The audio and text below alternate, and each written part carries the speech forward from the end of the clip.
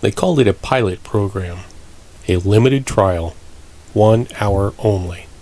The payment was high enough that no one really read the full contract. Volunteers arrived throughout the morning.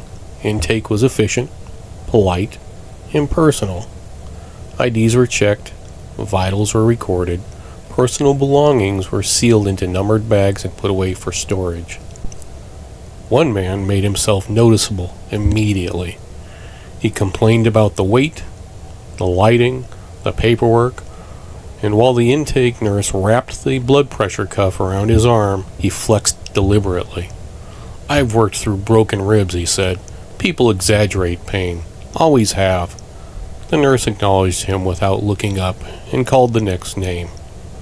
Stephen arrived shortly after, mid-30s, no flagged medical conditions.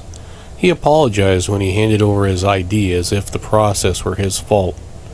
When his vitals were taken, he hesitated, watching the monitor longer than necessary.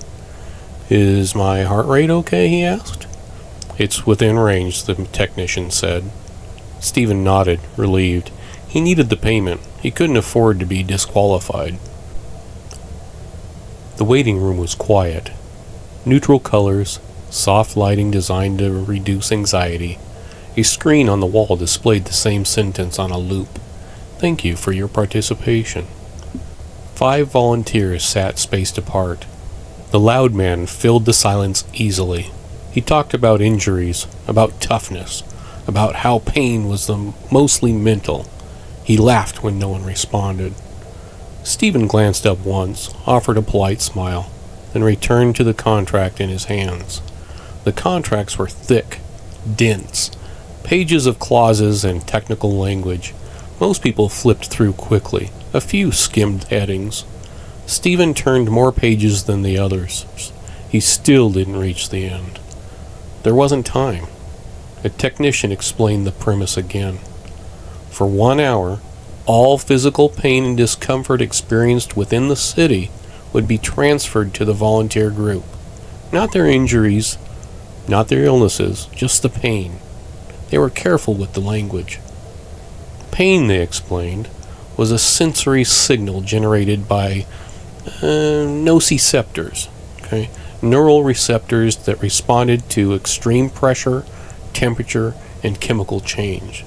Pain itself caused no damage. It was only the brain's interpretation of incoming data. Remove the signal, and the body could function without interruption. The pain would be distributed evenly across 5 volunteers. Identical protocols, identical dosages.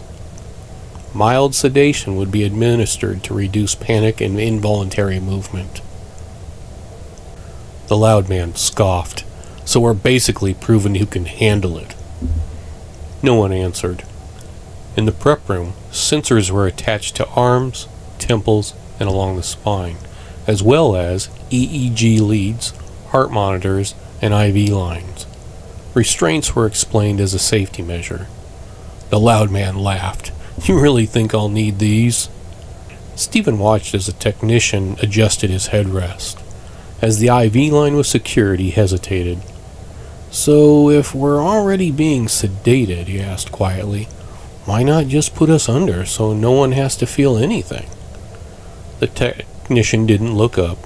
Full anesthesia prevents pain transfer. She checked the IV flow. Pain has to be received and processed. Under deep anesthesia, nociceptive input doesn't register.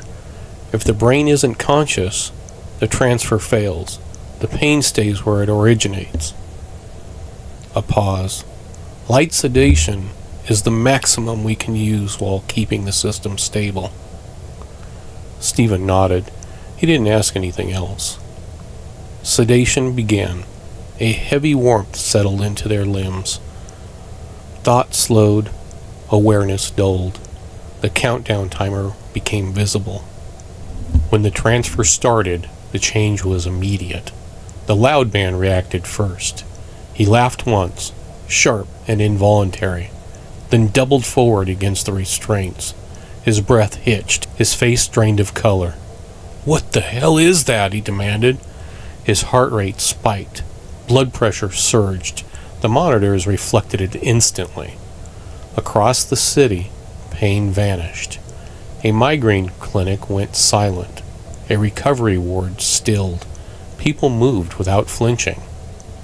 At minute 6, the loud man vomited. There was no warning. His body convulsed violently, retching against the restraints. Technicians moved in, voices calm, practiced. Additional sedatives were administered. At minute 8, his muscles released. Control was lost completely. He screamed after that.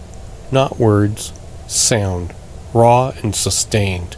His body shook hard enough to rattle the frame. They said this would be easy, he sobbed. At minute 11, the scream cut off mid-breath. His eyes stayed open. His vitals stabilized. He never spoke again. The trial continued. Stephen felt the pain as pressure, immense and compressive, as if his entire body were being forced inward. There was no sharp points, no relief. Sedation dulled his awareness, but did nothing to slow the signals. Nociceptive input continued to arrive, stacking faster than his brain could organize it. His hands trembled. He forced them still. At 14 minutes, another volunteer began to cry, quietly at first, then uncontrollably.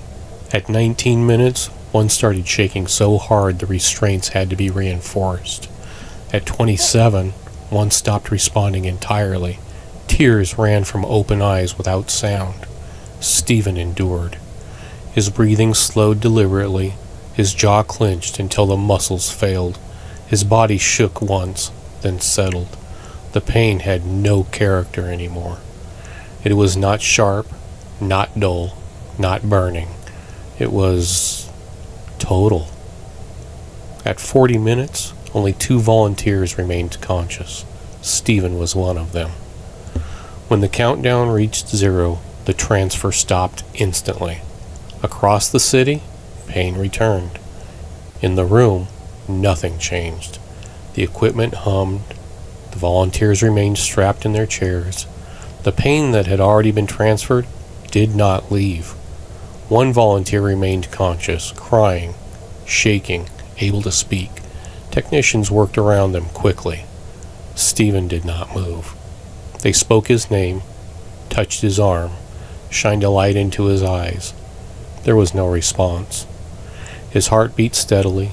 His lungs continued their work, but his brain activity had collapsed into a flat, minimal pattern.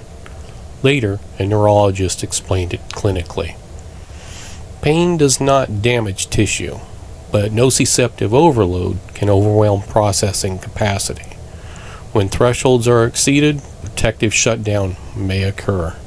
Not sleep, not unconsciousness, shutdown. The clause had explained this, buried deep in the contract. Accumulated nociceptor input may persist beyond the trial window. In rare cases, sensory overload may result in permanent neurological impairment. Stephen had signed the contract. They all had. None of them had gotten to read that clause. They moved him to the long-term care, a quiet room, monitored, maintained. The loud man was moved there too.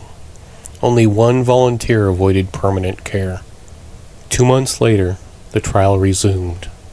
New volunteers, same city. When their bodies stopped responding, they were wheeled into the same room, placed beside Stephen and the others who had also not read that last clause.